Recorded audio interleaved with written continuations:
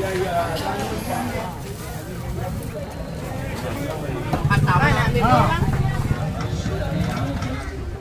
Assalamualaikum semua. Kali ni bro nak bawa satu tempat untuk hampa, iaitu Nat Pokok Getah dekat Jalan Arau Perlis. Apa yang menarik kat sini, jom kita tengok video bro. Okey. Halo, tengok. Dah 1 jam tu atas. Ayah dia lagi tu.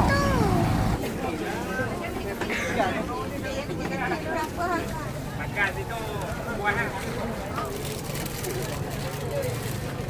Ada juga biji 2. Wah.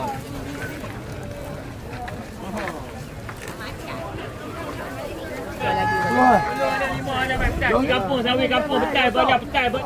Jom.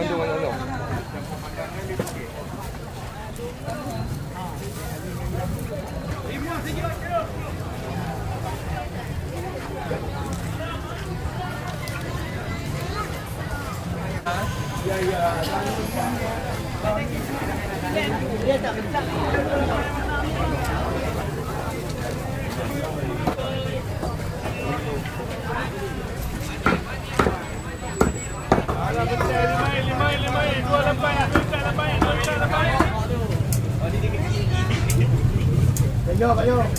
Depan ni nak. Pemain sini yang abang tengok ni, dia kiri kanan jalan lah. Okey, sebelah ni ada. Lepas tu lintas jalan. Lepas tu belah ni pula.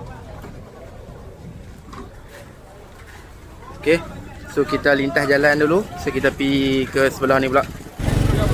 Okey, yang abang tengok ni orang ramai. So kita lintas jalan. Kita main belah ni pula. Yang tadi sebelah sana tu kawasan macam laut-laut basah lah.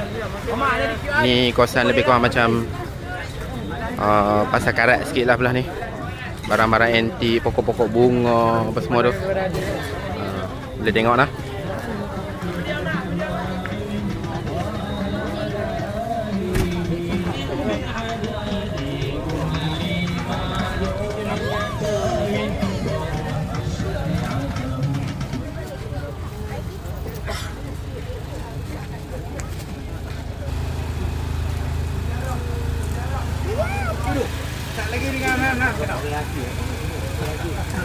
Kalau pemain sini memang ada pelbagai lah, daripada makanan basah, makanan kering, baju-baju, pasar karat.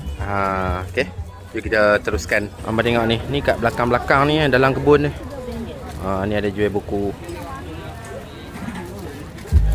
Ni barang-barang pasar karat.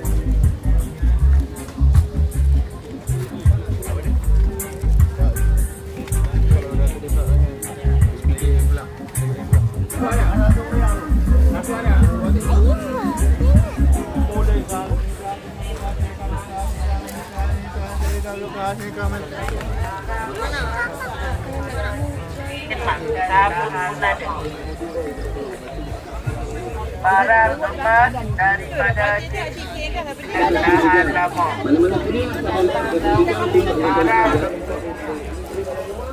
Sakit dia kembali dia dengar. Kembali dia dengar dia sakit lutut minyak lupa dia dengar dia sakit lutut sakit hutan mah. Hutan dah weh. Tapi tak ada ambil lah siapa pun kan. Banyak lagi. Okey tak walau kan. Okey lah. Walau tu. Bini saya mati. Yang mana tu? Boleh. Boleh.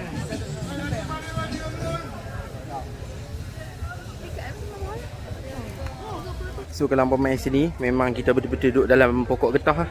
Sebab tu nama kat sini adalah Nat Pokok Getah. Mana nak tengok ah? Tengok kat belakang. Tu.